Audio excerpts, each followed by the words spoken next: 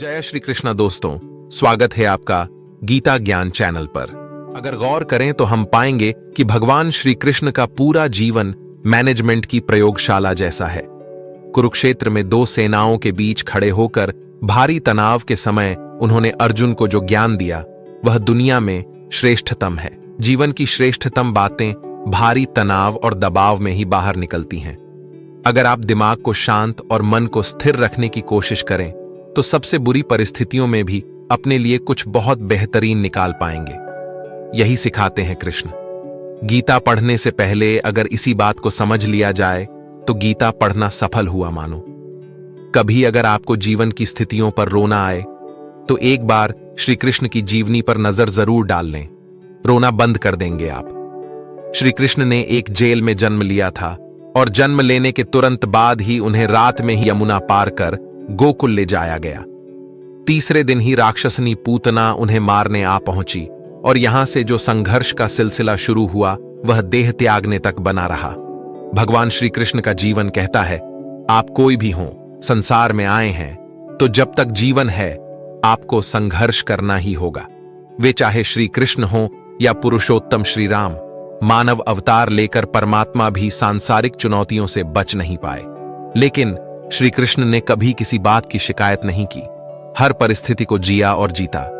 श्री कृष्ण कहते हैं, परिस्थितियों से भागो मत, उसके सामने डटकर खड़े हो जाओ, क्योंकि कर्म करना ही मानव जीवन का पहला कर्तव्य है।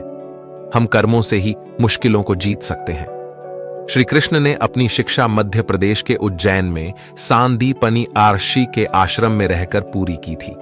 कहा जाता है कि 64 दिन में उन्होंने 64 कलाओं का ज्ञान हासिल कर लिया था। वैदिक ज्ञान के अलावा उन्होंने कलाएं सीखीं।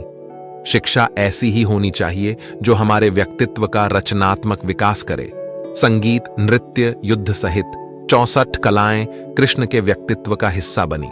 अगर आप विद्यार्थी हैं तो खुद को सिर्फ किताबी ज्ञान तक सीमित ना रखें, अपने कौशल पर ध्यान दें, हर फनमौला बने। अगर आपके बच्चे स्कूल में पढ़ते हैं तो उन्हें अपने व्यक्तित्व को कौशल समृद्ध करने को प्रोत्साहित करें। उनमें कोरा ज्ञान ना भरें। उनकी पढ़ाई ऐसी हो कि उनकी रचनात्मकता को नए आयाम मिले। कृष्ण ने जीवन भर कभी उन लोगों का साथ नहीं छोड़ा जिनको मन से अपना माना। अर्जुन हो, सुदामा या फिर उद्धव, श्री कृष्ण ने जिसे अपना मान लिया उसका साथ जीवन भर दिया। रिश्तों के लिए उन्होंने कई लड़ाइयां लड़ी और रिश्तों से ही कई लड़ाइयां जीती। उनके जीवन का सीधा संदेश है, सांसारिक इंसान की सबसे बड़ी धरोहर रिश्ते ही हैं। अगर किसी के पास रिश्तों नहीं है तो वह इंसान संसार में अच्छा जीवन नहीं जी सकता।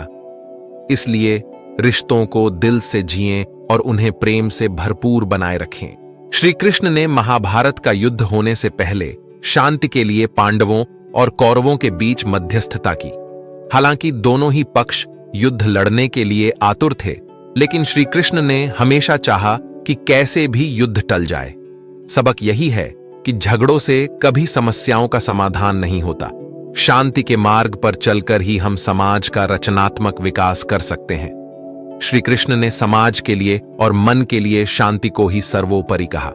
उन्होंने समझाया कि कोई भी परेशानी तब तक मिट नहीं सकती जब तक शांति ना हो। शांति से ही सुख मिल सकता है, वह चाहे वैयक्तिक हो या समाज की। शांति से ही उन्नति संभव है। मनुष्य का जीवन केवल उसके कर्मों पर चलता है। जैसा कर्म होता है वैसा उसका जीवन होता है। इस संसार में देखने के लिए बहुत सारे खूबसूरत स्थान हैं, पर सबसे खूबसूरत जगह है बंद आंखों से अपने भीतर देखना। सफलता खुशी की चाबी नहीं है, खुशी सफलता की चाबी है। आप जो कर रहे हैं उससे अगर आप प्यार करते हैं तो आप जरूर सफल होंगे। बीता हुआ कल जीवन को समझने का एक अच्छा मौका है और आने वाला कल जीवन को जीने का एक दूसरा मौका। अनुमान मन की कल्पना है और अनुभव जिंदगी का सबक है। सच्ची खुशी तभी होती है जब आपकी सोच, कथन और कर्म में समानता हो। जैसे तेल समाप्त हो जाने पर दीपक बुझ जाता है, उसी प्रकार कर्म के क्षीण हो जाने पर भाग्य भी नष्ट हो जाता है। जब मेहनत करने के बाद भी सपने पूरे नहीं होते तो रास्ता बदलिए, सिद्धांत नहीं, क्योंकि पेड़ भी हमेशा पत्ते बदलता है, जड़ नहीं।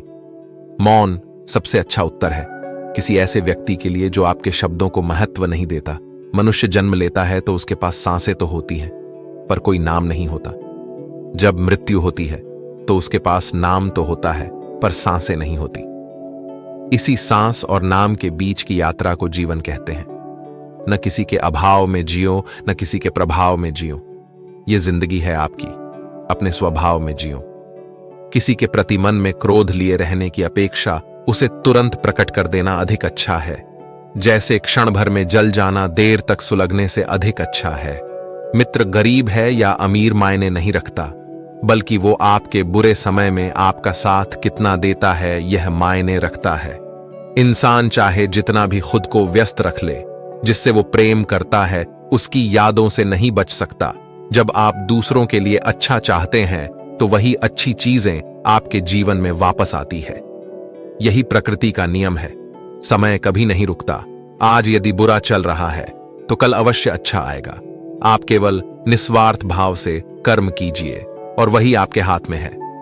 जिस व्यक्ति के विचार मैले हैं, जो लापरवाह है और धोखे से भरा हुआ है, मनुष्य हमेशा अपने भाग्य को कोसता है, ये जानते हुए भी कि भाग्य से भी ऊंचा उसका कर्म है जो उसके स्वयं के हाथों में है। एक समझदार व्यक्ति वही है जो दूसरों को देखकर उनकी विशेषताओं से सीखता है, उनसे तुलना और ईर्ष्या नहीं करता।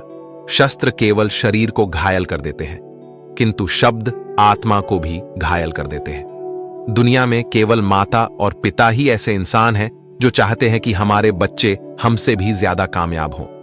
दुख भोगने वाला आगे चलकर सुखी हो सकता है, मगर दुख देने वाला कभी सुखी नहीं हो सकता।